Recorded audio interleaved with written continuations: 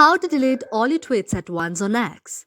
If any day you would like to delete all your tweets at once on X, just follow the following steps.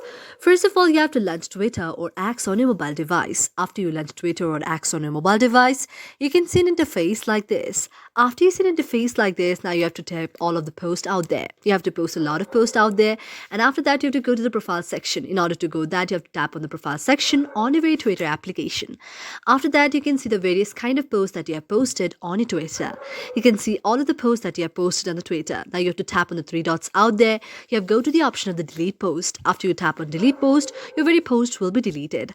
After that, turn by turn, you have to go to all the posts out there. You have to go to the three dots out there and go to the option of delete post. So this is one of the way on how you can delete all the posts or the tweets. However, the most easy way is you have to delete your Twitter account from your very device, and you also need to deinstall the very application or uninstall the very application of Twitter from your very mobile device. And this way, your very Twitter tweets will be deleted permanently from your very application. Thank you for watching our video, and if you really like it, do not forget to subscribe our channel.